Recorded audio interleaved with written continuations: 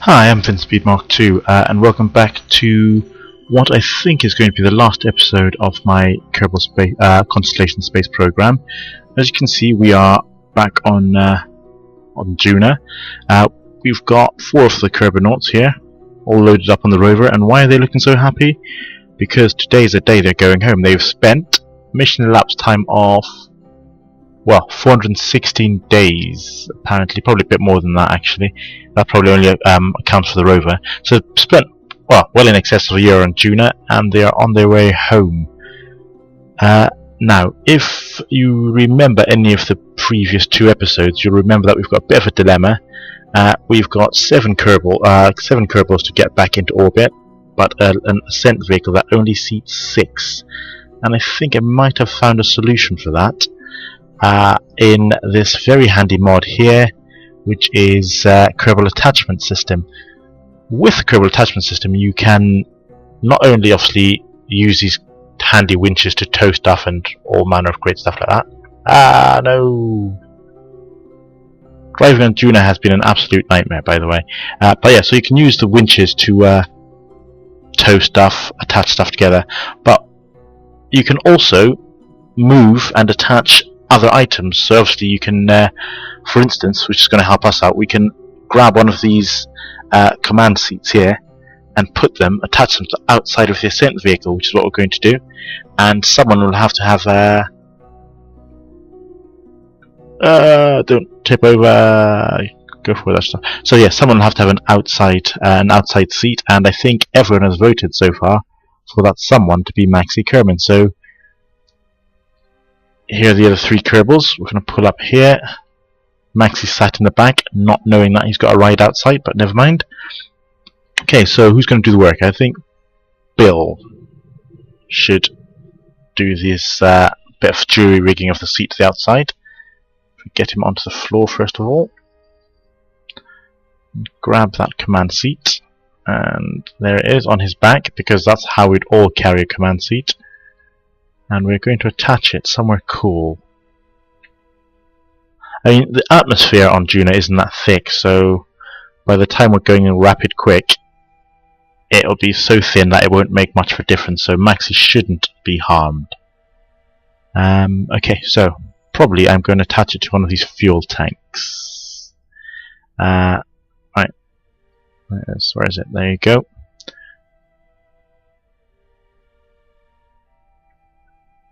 Let him have a nice outward facing view so you can see the planet rush by. And there it is. Okay, so there you go. Problem solved. Macsey can sit outside the vehicle. In fact, I think the guys voted that if they could do that on the way back, they probably would. He's not been very popular in Duna as Macsey, but never mind. Okay, so that's pretty much it, really, I think, for Duna. So everyone's going to start taking their seats. Bill is going to be the ascent pilot. And we're in a hurry to do this because I've just realized that Duna is in the ideal Hoffman transfer orbit for Kerbin. So try and do that as quickly as possible. Who's this? This is Bob Kerman. Bob will be riding in the back this time. Come on, Bob, let's not amble.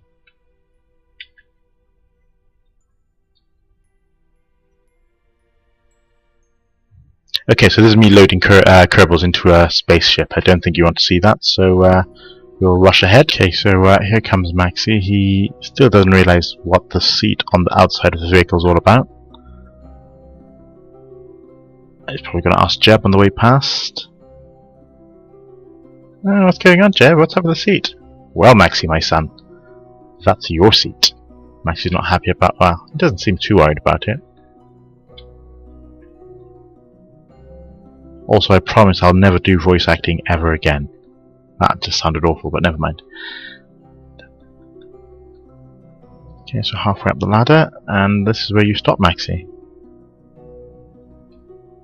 And Jeb, as the commander, will be boarding last. Here he goes now, taking a seat on the flight deck.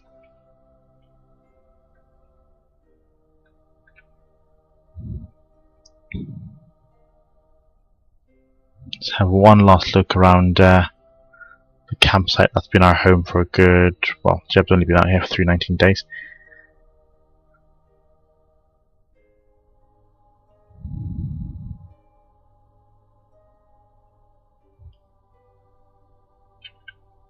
So, in total then, we've been here for about 417 days, that was right. So yeah, there's the outpost vehicle that's going to stay there, as well as the rovers. Probably should move that rover away a bit. Luckily they are remote controllable, so we'll take that rover, move that rover to a safe distance, I think. Because when other Kerbinauts come here, they will want to use the rovers. Okay, and this is everyone ready to go, ready for the off, ready to get back up into orbit. What we're going to do, we're going to get up into orbit, meet up with the return vehicle, and I think we should have enough fuel in the return vehicle to get us back to Kerbin without needing to use this as a tug. So we should be fine. Okay, and let's get doing that.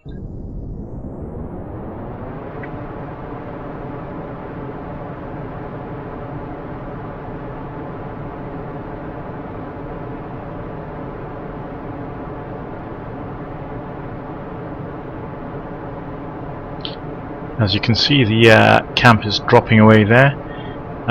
Kerbin's Landing, which is where we landed, and obviously we've got Chadbus Hill over there, where Chadbus and Bob took their first trip out onto the Duna Plains.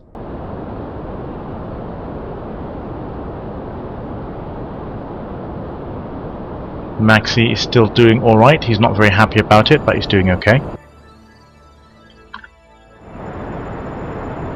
There it is. Can catch up to it.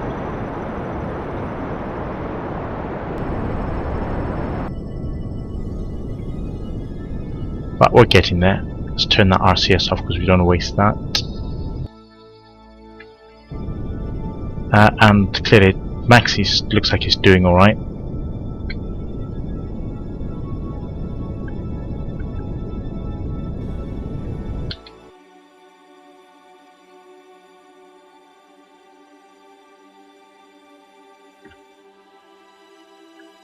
Here we go. Ah, classic. It's facing completely the wrong way, so I'll have to maneuver around it, but that shouldn't be too bad. Flick over now. Should be able to turn around so that we are facing it. Yeah, there you go. Whoa. Not like that. Okay, there you go. Switch back. And you can see Macsey sitting outside there, probably not enjoying this experience whatsoever. Oh, did we just clip that there? No, it didn't. We're miles away from it. Okay, and then just line up like that. And we should hopefully just drift straight into each other.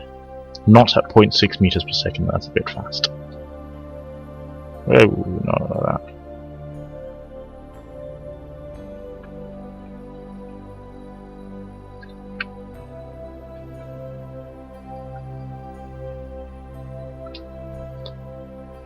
Turn the lights on and see what happens.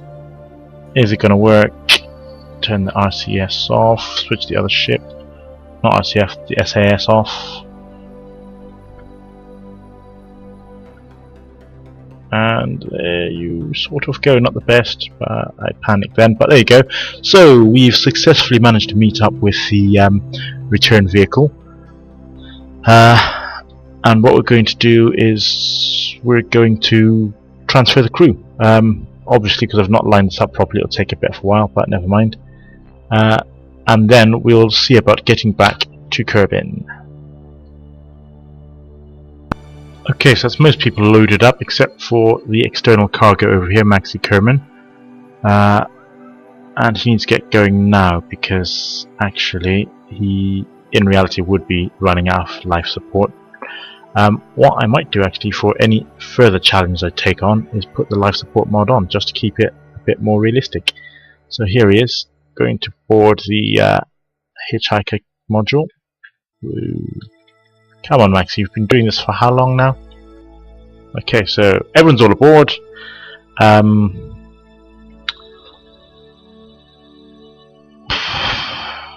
I'm tempted to say we've definitely got enough fuel in this. It's got a delta V of about 1,800. You only need 600 to get back to Kerbin from the ideal transfer orbit, transfer orientation, if you like. So we shall leave this here.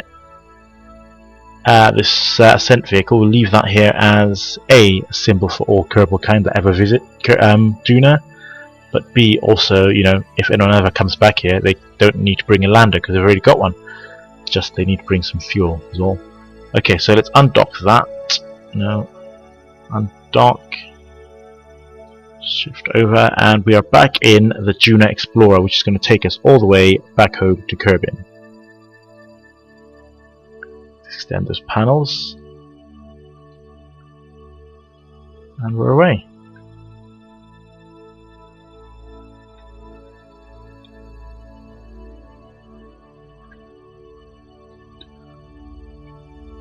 So yeah, we've just arrived at the point where we've got to burn towards Kerbin. We're going to use Ike for a little bit of an assist, but I'm not sure how useful that's going to be. That'll probably be more for hindrance than anything else. But never mind, we'll see how that shakes out. Might as well go up and set Kerbin as a target. We have set Kerbin as a target.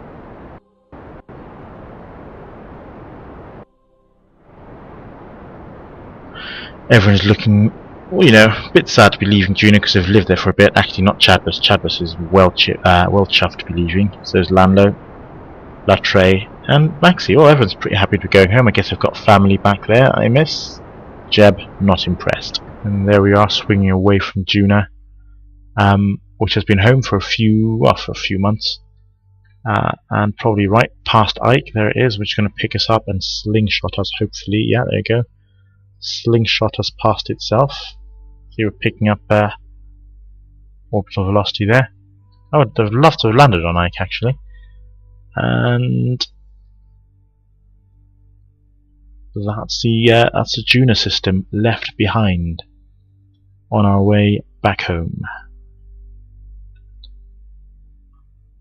Okay, and we're clear of Ike. Let's see where that puts us in with respect to Kerbin.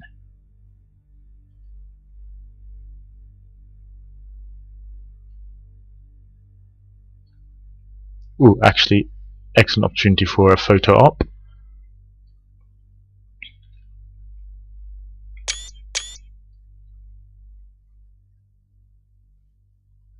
That's probably the best one, actually.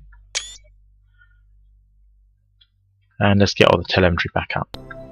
Okay, so here we are again, miles away from the Duna system now. It's sort of both Ike and Duna disappearing into tiny specks in the background. We managed to get ourselves, however, a brilliant intercept orbit for Kerbin, so 97 days away, and that'll take us to within, what, 21 kilometers of the surface of Kerbin, so that's a direct aero capture.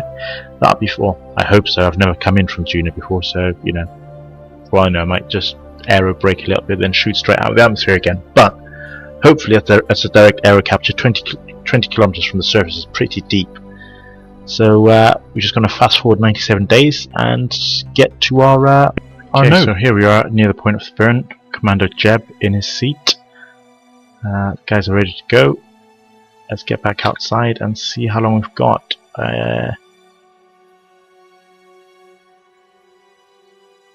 Ready in now.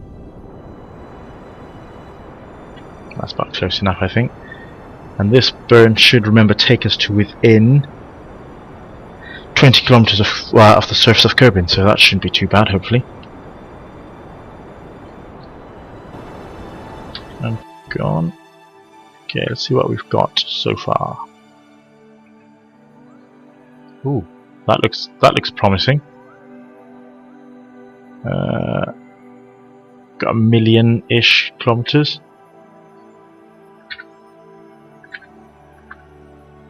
Okay, apparently not. So let's get rid of that. Let's adjust. Use RCS. That'll probably be good. Let's bring it down continuously. Down to being actually in. No, there we are. That's a lot. Okay. Almost there, not too far off.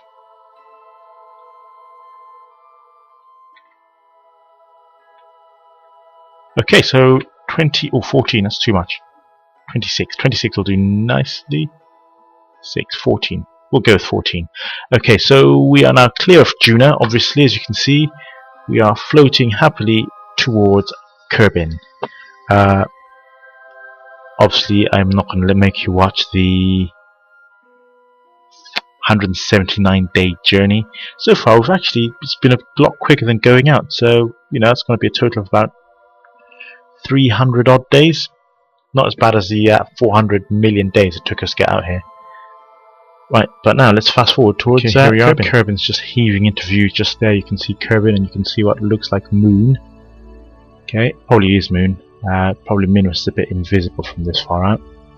We shall now fast forward, and there you go, Kerbin system. You can see Kerbin. Oh, it might be Minmus actually. I don't know. We'll figure out. We'll find out when we get there. Periapsis is not looking like 14 anymore, so we'll have to sort that out. Why not come in? Why not come in prograde?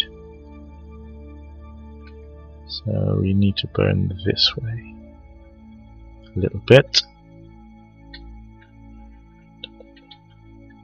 Okay, so actually not that far up. Like 20 kilometers ish should just about do it. Slow us down, stop us from slinging back out to heaven knows where. Right, so we're in the Kerbin system now, coming in for an aero capture at 20 kilometers above the surface, and everyone looks pretty happy to be back. To be honest, look at them all smiling away. Whoa, not that fast. Here we come gracefully into Kerbin. Probably on the wrong side of the planet for the KSC, but we might get lucky actually. We might be going right over the KSC when we hit the atmosphere. Beautiful Kerbal sunrise. Again, photos of that.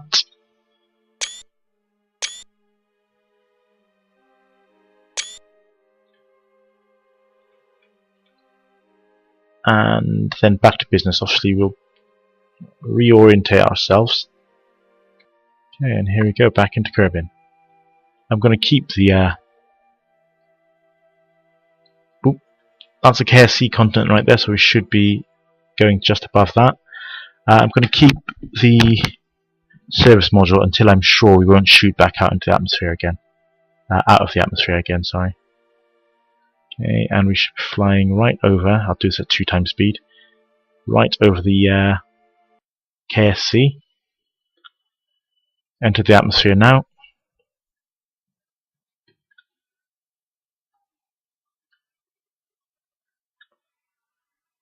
Well, you can have asked for more than that. Flying over the KSC as you enter the atmosphere. I'm not too sure about that still, so I'll keep that until I'm...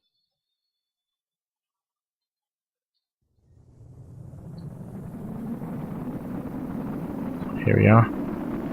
Getting a bit of re-entry heat. Let's get that lined up properly.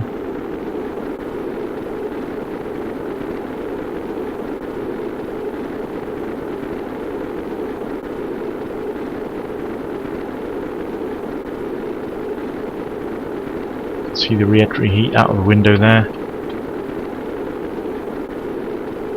Shot well away from the KSC. I'm pretty sure we won't be going back into space, so we can get rid of this now. Well, we've got rid of it, it's just not going, apparently. There it goes. That's the service module. That's, you know, kept all the Kerbals alive on the whole journey, but now we don't need it, so there it goes.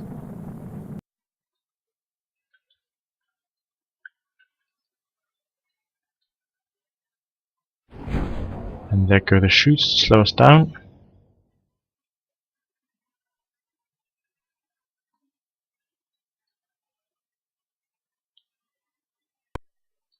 And touchdown back from Duna, and all reasonably intact, so we can't complain too much. Are people going to get out? Probably. Have a bit of a celebratory swim around the capsule.